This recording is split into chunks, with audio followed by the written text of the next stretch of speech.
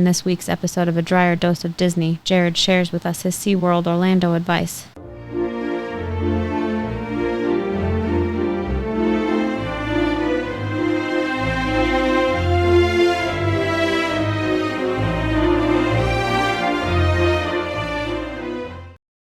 Welcome to this week's episode of A Dryer Dose of Disney. I'm your host, Jared Dryer, and today we are going to start the first of a three-part series where we're going to be talking about some of the lesser attended parks, both in Orlando and in California. Starting out today with SeaWorld Orlando, which I had the privilege of going to about a week ago and had a really great time. Now, we will talk more about SeaWorld and Legoland on future episodes, but I did used to live in San Diego when I went to college there and was at SeaWorld a lot. So I do have a lot of experience with the SeaWorld parks. I do absolutely love them, and we're going to get into detail on the two most popular ones, Orlando and San Diego, on our next couple episodes. And then we're going to follow it up, like I was just saying, with Legoland, and we're going to be talking about what you can expect at Legoland and what kind of cool things they do there. So a lot of fun coming over these next few episodes, and we're going to be diving deep, like I said, into some of these less attended parks out there, so that parents get an idea of what their kids can expect and where the bang for the buck is. But starting out today, we do want to talk about SeaWorld Orlando. But before we do, I do want to ask, wherever you're listening to this podcast, go find that subscribe button and click subscribe. That way you can get this content delivered into your inbox each and every single week. In addition to, if you find any tips or tricks that have saved you time or money, we do appreciate support over at Patreon. You can find that in the link in the description down below. So go find us over at Patreon and support us there, because a couple bucks goes a long way to keeping this podcast going for you. So again, we really do appreciate our subscribers there. Now, before I dive in, I do want to say I'm here at the Dryer Dose of Disney Condo here in Orlando. If you're watching us on the video format, I've been looking for different places to host the video within our condo here. And today I wanted to do it in front of our new picture that we just put up here, which is called Dream It, Do It. And it is a great picture by Greg McCullough. And we actually have a couple of his here in the condo. We've got this one. We've got partners up in our second guest room. And then in our kids' room, we have a new Goofy one on Main Street, which are both charcoal sketches. And those are amazing. But the really cool thing about Greg's painting behind us on Dream It, Do It is there are, if you can read that plaque, there are 52 hidden Disney characters in that picture. And there are an additional 30 hidden Mickeys.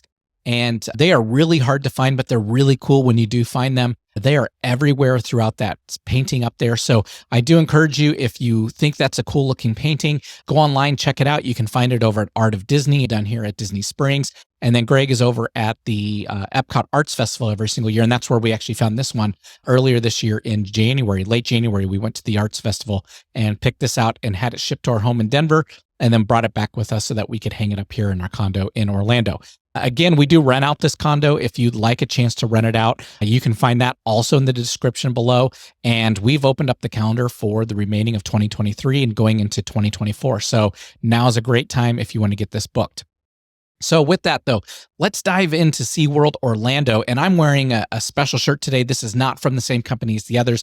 This is actually one that I found over in Clearwater Beach right before we went to SeaWorld, and it's covered in sharks. And if you don't know a lot about me, I absolutely love sharks. In fact, when I went to college, that's what I wanted to study, was sharks. And I did a lot of research over at SeaWorld and at Birch Aquarium in La Jolla. And they just absolutely fascinate me. In fact, I've done scuba dives and snorkeling with almost every shark species out there, including great whites. I did a dive out in San Francisco at the Fowler Islands, and it was a lot of fun. So I absolutely love sharks. So when I saw this shirt and it was covered in sharks, I absolutely had to get it. And then I wore it to SeaWorld over a week ago when we went there with some family, and it was great. I absolutely loved it, and it was fun having sharks on my shirt. So did want to call that out today. So SeaWorld is, when you're thinking of parks in Orlando, it is probably the seventh park you're going to be thinking of, meaning there are 4 Disney parks and everybody's thinking about those first and foremost. And then with Universal, you've got 2 parks with a third one coming, with the new Epic Universe park coming, with the new Nintendo Land and the How to Train Your Dragon Land and some other really cool things. But SeaWorld is here, and SeaWorld is that park that today people usually think of about 7th in their lineup. And for most people, they don't have that amount of time to come to Orlando where they can just do parks straight for more than a week and knock out everything, including Legoland, SeaWorld, and all the other really cool, fascinating things that are around Orlando. So I do want to call out, though, SeaWorld is definitely a park you're going to want to visit if you have the time and the budget to do so. In my other episodes, we've talked about the Universal parks, so Islands of Adventure and Universal Studios can actually could be combined into one day, especially if you do a park-to-park pass and you're able to ride the Hogwarts Express between them. That's a lot of fun, but we were just at Universal yesterday. And again, we just knocked it out. Both parks in one day is real easy for us to do. It's totally doable to do multiple parks in the same day out here, but you don't want to miss SeaWorld. And the reason is though this was my first time going to SeaWorld in Orlando, they had some of the best roller coasters I've ever ridden. So if you are big into roller coasters or your family loves those thrill rides, don't skip SeaWorld because they have some of the best ones in Orlando. Now, I would compare them to what you're going to find at Islands of Adventure, which is the Hulk roller coaster, the Velocicoaster. They've got a handful of them at SeaWorld, and we're going to talk about them here in just a second, but they are fantastic. So I absolutely loved them. I had a great time. My daughter and I had a chance to ride the roller coasters at SeaWorld, and we had some other family there with us. And I honestly was floored with how extreme some of these roller coasters were. They were fantastic. They were a lot of fun. But SeaWorld Orlando has some of the best roller coasters I've ever ridden. And these are your big, huge mega coasters here at SeaWorld in Orlando. So they've really started gearing their parks towards the thrill rides. They are owned by the same company that has Busch Gardens down in Tampa, which traditionally has been a big roller coaster park as well. So keep that in mind, that the mindset of this company is to put big, huge thrill rides in their parks amongst the animals and amongst some of the other exhibits that they have. So that way you get a chance to experience the thrill rides in addition to seeing the cool animals and stuff like that. Now, at SeaWorld Orlando, because it was built more recently, it's got a lot more of the coasters. They've definitely got that mindset out here. Now, San Diego, we'll talk about on our next episode, obviously started as an animal park and then has since changed gears. And we'll talk about that when we go over the San Diego episode. But here in Orlando, they've got some mega coasters. So let's go through and let's talk about each one really quick. Right out of the gates, the most popular one, the biggest one is Manta. Manta is, in a sense, a flying coaster. You do get into it as a normal hang down coaster where you're sitting with your feet dangling. There are restraints around your legs. And then it flips forward so that you're almost in a flying position. Now, you're not in a Superman position where your body is laying down flat straight. You're in a seated position where your legs and your chest are restrained and it flips you forward so you're hanging down, but like you're flying. From there, it goes up a huge hill and it drops. And at one point, it does an inverted drop roll, which is really intense. There's a lot of G's in that. I'll be honest, I didn't feel great getting off the coaster, but within a few minutes, I was able to recover pretty quickly. But it's probably one of the most unique and intense coasters I've ever been on. The entire family that rode it, they were all raving all day about how crazy that coaster was. And this is by far the most popular ride. So I'm not going to do a separate episode on rope drop strategies for SeaWorld Orlando, but I will tell you here and now today, the first thing you want to do if you're into coasters is you want to go ride Manta. That's going to have the longest lines the remainder of the day. So get that one knocked out. When we got up there, we were on the second car. It only took us literally 5 minutes and we were able to get on that ride. And then we didn't have to worry about it the rest of the day. Not too far away from that is Kraken. Kraken is more of your traditional coaster. It's very similar to the Hulk roller coaster over at Universal. It's got lots of inversions, lots of corkscrews, lots of things that are going to flip you around and turn you sideways. And that one is also a great coaster. That one goes up. It's, I believe, like 140, 150 feet. That one was a lot of fun. But Kraken is going to definitely scramble you pretty good. So be warned for that. It is different than Manta. Manta, like I said, pulls some serious G's in that inverted dive. Like I said, Kraken's just going to be upside down corkscrew, upside down, twisting you sideways. So it's definitely a different experience over there. The next one is the one that I was the most afraid of riding just because I'm afraid of heights, and that is Mako. This is a 200-foot roller coaster, and you're in a traditional seat. Now, when we got to Mako, they had it closed for a portion of the day, and when we were standing there, they opened it. So we went through, we were the first in line. We were able to get front row seats. So there were 4 of us in our party and we had the front seats, and it's crazy to be in the front because your feet are dangling. And when you get up to the top over 200 feet up, the front of the car obviously goes over and starts down the hill before it takes off. So we were suspended there in the air for a while, but then from there, it's just up and down over and over again. But Mako, man, that thing is really high, but that one was a lot of fun. And that coaster went really fast when it got moving down the hill. Definitely want to try that out. Their newest coaster is called Pipeline. And this is a stand-up coaster. Now, I've ridden stand-up coasters. I've been to Cedar Point in Sandusky, Ohio. I believe it's the Mantis out there. At least it was in the 90s when I was there. That was a great standing coaster. And then at Six Flags Magic Mountain, they've got one there. And I've ridden one at most of the Six Flags across the US that I've been to. Absolutely love standing coasters. And the reason I like them is it gives a totally different experience. And for me, I don't know why, but I don't feel as afraid in a stand-up coaster as I do when I'm stuck sitting down. Granted, you're just as restrained, but the fact that my legs are underneath me somehow makes me feel a little bit better. So the new one called Pipeline is very cool. It doesn't go up super high. It does more of turns and twists around the park. It is a lower level coaster, but that one was a lot of fun. So I definitely encourage you guys to check that one out. When you're thinking about rope drop, Pipeline being their newest one, a lot of people ran to Pipeline, but we found that we went to, like I said, Manta first. That was the one I would definitely recommend knocking out. Within a couple hours, Pipeline was down to the 15, 20-minute wait max. So keep that in mind. You can get a short wait there throughout the day. You do not have to rope drop it. Next is Icebreaker. And Icebreaker is one of these roller coasters that starts by taking you back. It drops you forward. You don't quite get up the hill. You go back again, and then it accelerates. You get up, and you do a couple corkscrews at the top and come back down. So this one's a very short roller coaster. It's not as intense as the other ones. So this is one that I would hold off to later in the day. I would definitely knock out Manta, Kraken, Mako, and then probably Pipeline before I get to Icebreaker. But Icebreaker was fun. It is out of the way. It's over by the Killer Whale Stadium. Know that it's off to the side of the park. Now, this park layout is strange. They do have a large lagoon right in the middle, and they have the Killer Whale show off to the east. And this is as you're looking at the park map, it's on the east side of the map. I'm not sure if that's actual east, but it's off to the right-hand side. And then the majority of the park is over on the west side, on the left-hand side of the map. So Icebreaker is a little bit secluded from the other parts of the park. So it is a little bit out of the way to get over there, but that one's awesome. And then they have one, I don't know if I'd call it a roller coaster. I guess you should, because it does actually go on a track at some point, and that is Journey to Atlantis. And this is a ride they also have in San Diego, but basically it is a boat ride combined with a roller coaster. So there's a lift, you're going to go up to the top, you're going to come down, you're going to splash, get all wet. But then there comes a point when you are actually on a roller coaster track as it's running through the rest of the ride. So that one's also fun, but you will get wet on Journey to Atlantis. Some other really cool call outs that you want to know about SeaWorld Orlando is they also have Sesame Street Land. Now, granted, I'm in my mid 40s and I'm not into Sesame Street, but I can tell you, had I been a kid, and had I been in that 5 to 7 range or so, maybe even younger, I would have absolutely loved to go to Sesame Street Land. And they did a really good job. We did walk through it over at Orlando here at the SeaWorld, and it was awesome. They had the trash can for Oscar the Grouch. They have Abby Cadabby out there. They've got Elmo. They've got all kinds of cool things like that. So it was very popular. It was very busy. There are tons of little kid rides there. Do know that your kids are going to have an opportunity to do some cool rides while they're there, but it is definitely geared towards the little kids. So Sesame Street Land there is really cool.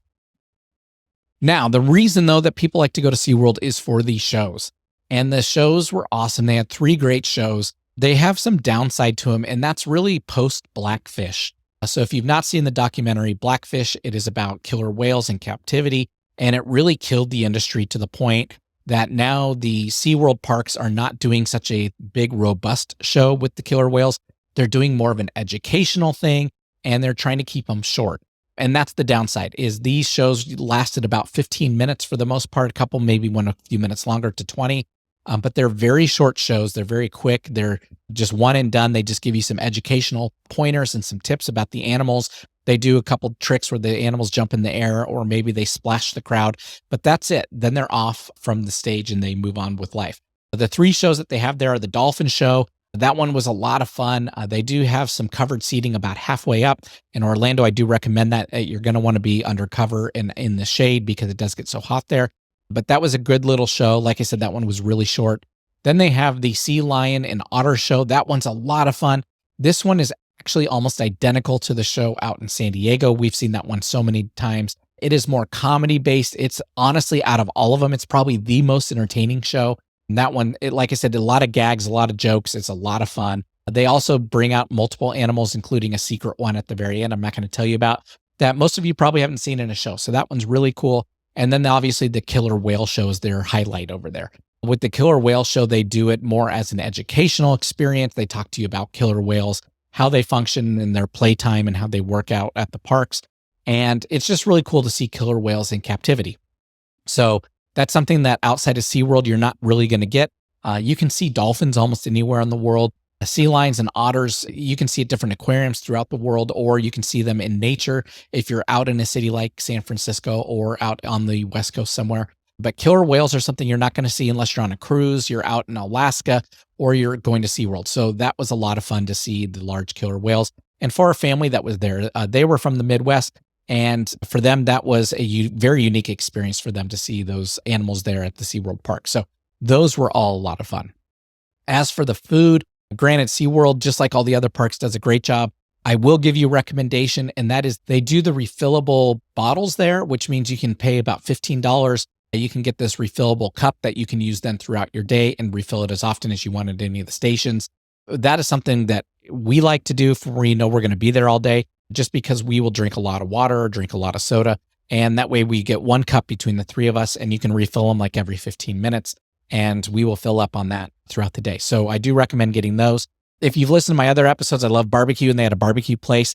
What I was impressed with SeaWorld is when you look at their dining options and their menus, they have every type of cuisine. So they've got Chinese food, they've got barbecue, like we said, they've got Mexican, they've got Italian. All their different restaurants have a different type of cuisine. So if there's something you're in the mood for, I encourage you, go onto their app, check out the dining options, and look at the menus, because you'll find really quick what kind of cuisine is at which restaurants, and then go to the one you want. So they had a lot of different options, which was really cool. And that really made it really convenient for us over at SeaWorld, which was really cool. Now, the animals to me are the highlight of the park, and that's aside from the coasters. And that's just because I love sea life. And like I said, that's what I studied in college. So throughout the park, they had a great Arctic exhibit where you get to see beluga whales. Those are really rare. I know out in San Diego, sometimes they bring out an Arctic fox every once in a while into that exhibit, but they had the belugas. They've got a polar exhibit on the other side of the park where they actually have penguins. And that was really cool. The room is totally freezing, but it was a good break to get out of the heat and to go into this really cold room where the penguins are up close right next to you. They have their shark exhibit where you walk through the tube and you get to see all kinds of sharks. That was a lot of fun, but they had great animal exhibits throughout the park. So I encourage you, don't just go to the park for the shows and for the rides. You want to go check out the exhibits as well. Check out the aquariums, because that is important to SeaWorld and to SeaWorld Rescue, and to really growing that brand, is to check out these aquariums and all the cool items they have in them. And I really want you to listen to the episode on San Diego SeaWorld next week, because we talk specifically about that and the fact of how that's really changed at SeaWorld in San Diego. So here in Orlando, they had great exhibits. All their aquariums were very clean. It was just a great experience all the way around. Now, the negatives, I will say there was one negative that we had throughout the day, and that is that park got really hot. And it's due to the amount of massive concrete that is in that park without shade covering. And granted, it's not totally SeaWorld's fault. It's where they're at in Orlando, but they did not build up the shade opportunities that Disney and even Universal has, meaning the large trees around the walkways where it keeps the walkways partially shaded. So with the concrete, it's not shaded, it just bakes. And you can feel the heat radiating up on you all day. And it was very warm that day. It was over 90 degrees. So we were melting all day. And we did say, out of all the parks, that one by far was the hottest. Now, granted, at all the other parks we went to, the temperature was only off by about 2 or 3 degrees. This was the hottest day, so that did play a role. But like I said, that concrete and the lack of shade definitely made it feel very different over at SeaWorld Orlando. So know that it is a little bit of a warmer park. So when you are planning your week that's going to be out there, if you have the opportunity to look at the forecast and then try to plan it for the coolest day, that is something I would do going forward. And that is going to be a great way to avoid the heat over there. The other nice thing about SeaWorld is you don't have to do reservations for days like you do at Disney. So you're able to, if you buy tickets, you can go on Tuesday, Thursday. It doesn't matter. You can go whatever day you decide to go to SeaWorld. So that was really cool. Which now brings me to our I can do this all day tip of the day for SeaWorld in Orlando. And this is actually a really unique tip that we don't give on many other parks. And that is when you are looking to buy passes for you and your family, I want to encourage you, before you click buy, you need to go check out their annual pass. And the reason why is their annual pass gives free passes as well. So, for example, if you get the silver pass, you do get a couple free passes during the year, one during the summer, one during the fall, winter months. The gold pass is what I ended up purchasing. You get 4 free passes with 2 during the summer. And keep in mind, there's 3 in our family. So what that means is I paid just a little more than $200 for my pass, but I got 2 free passes I could use immediately, which got my wife and daughter in for free. When we added it up and we did the math on it, it was cheaper to buy the gold pass and to use those 2 free tickets than it was to buy 3 individual tickets. So keep that in mind. And then in addition to that, with the gold pass, we were able to get free preferred parking, which is $50 parking for free. And that got us right in the center lane close to the gates.